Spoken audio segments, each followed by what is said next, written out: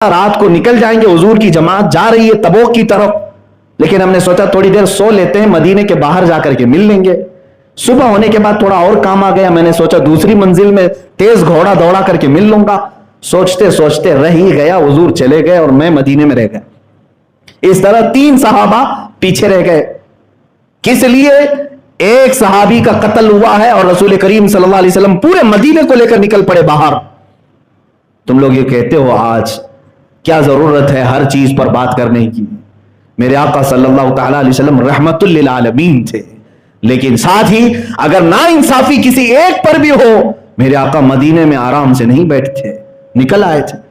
اب اللہ کے حبیب صلی اللہ علیہ وسلم تبوک سے واپس جب تشریف لائے 1 مہینے کے بعد، سب سے پہلے کیا فرمایا جانتے ہیں آپ؟ سب سے پہلے مدینے میں آنے کے بعد ارشاد فرماتے ہیں وہ کون لوگ ہیں جو تبوک میں ہمارے ساتھ نہیں آئے اور مدینے میں بیٹھے رہے، انہیں بلایا جائے۔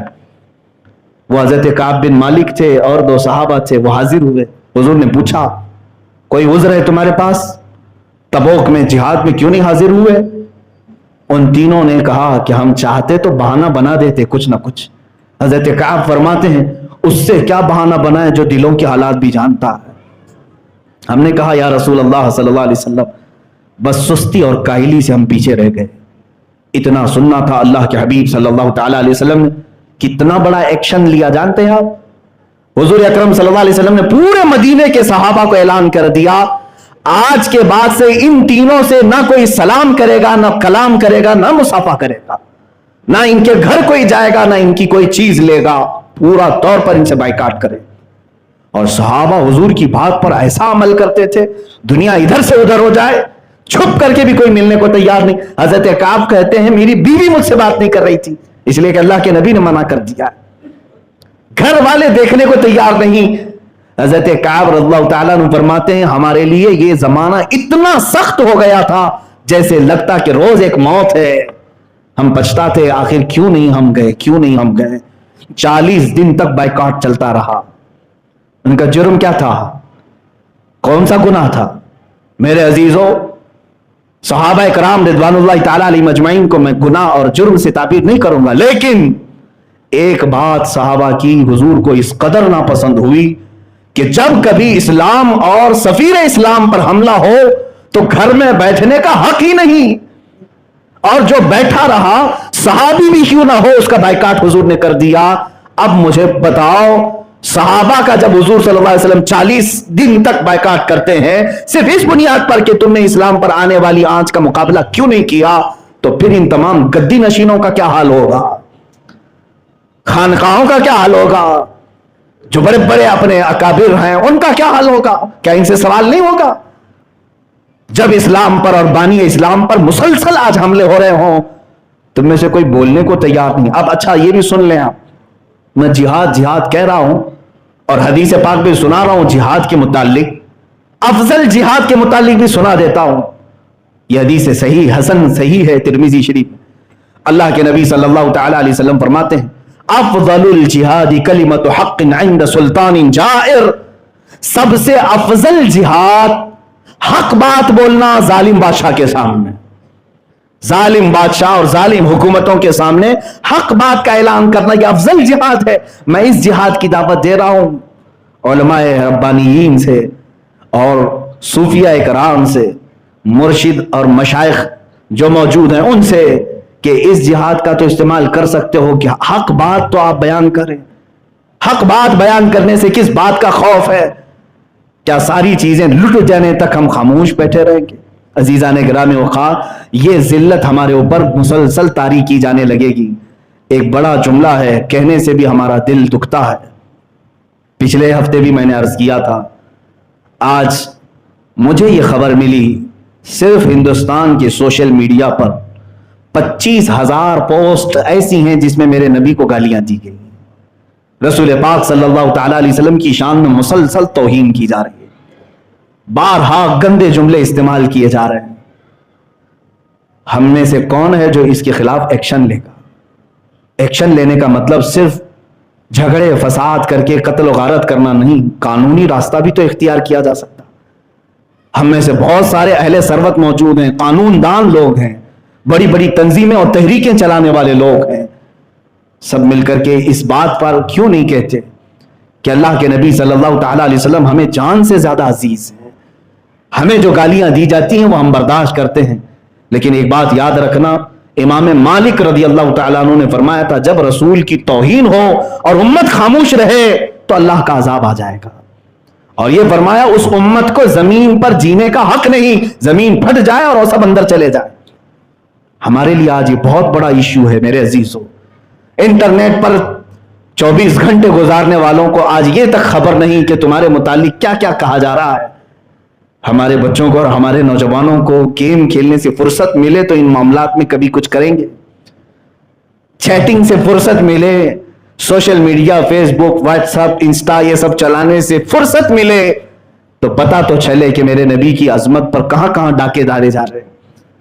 ऐ अजीजों, मैं यहां दावत ये देना चाहूंगा, अल्हम्दुलिल्लाह मुझे इस बात का फख्र भी है कि तहरीक फरोग इस्लाम, जिसका मैं भी एक अदना खादिम हूं, इन्होंने एक्शन लिया है लीगल तरीके से, कई पोस्टों के खिलाफ साइबर क्राइम में कंप्लेंट भी दर्ज कराया है, उनके अकाउंट्स भी डिलीट करवाए जिन्होंने इस तरह की गुस्ताखियां की।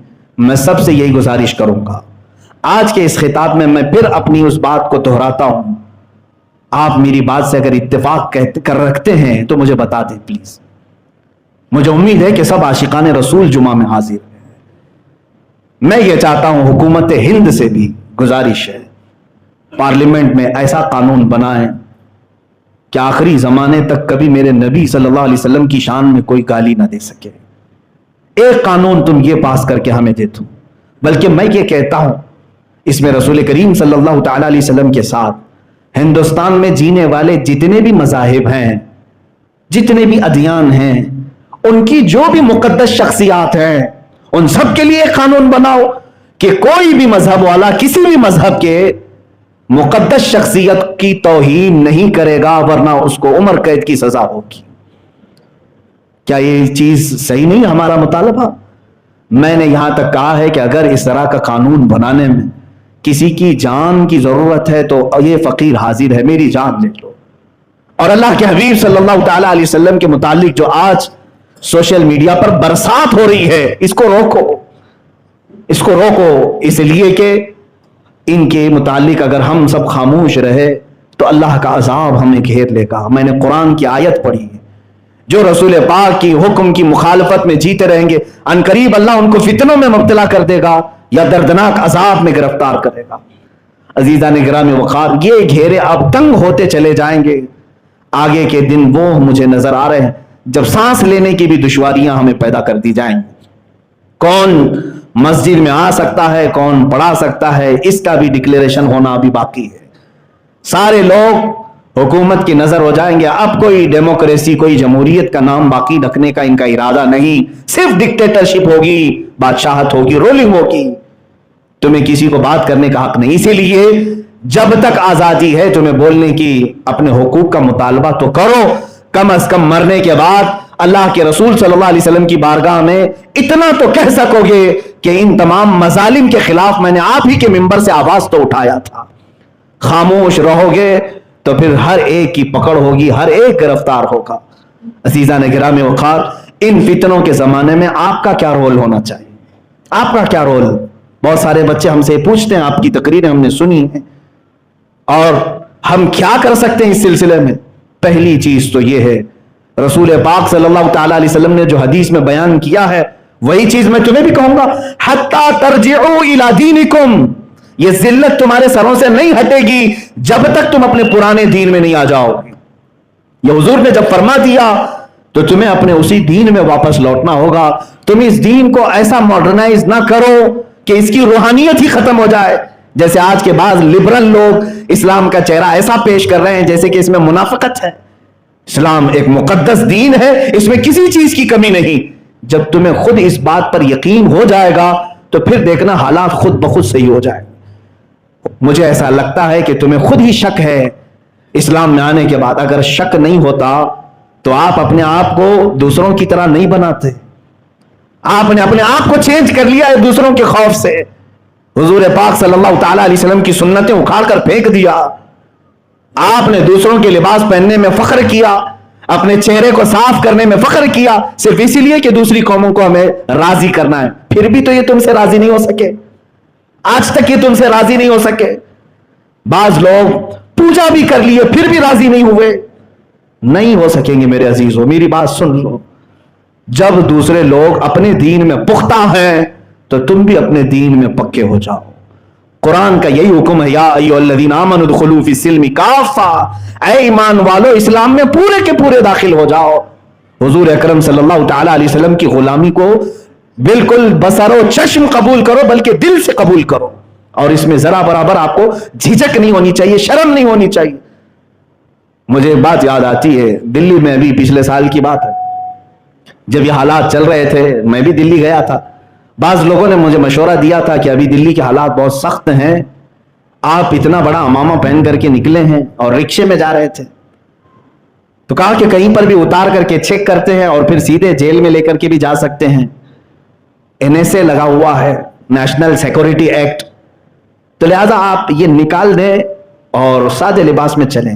ہمارے ساتھ بھی علماء تھے, میں توہین کے لیے نہیں کہہ رہا ہوں, لیکن میرے عزیزو میں یہ بات اس لیے کہہ رہا ہوں, بعض لوگ تو ڈر گئے, لیکن میں نے یہی کہا اچھی بات ہے, رکشے سے اگر اتار دیں اور مجھے جیل میں لے جائیں تو میں فخر کے ساتھ جاؤں گا کہ سنت رسول کے ساتھ ہی جا رہا ہوں.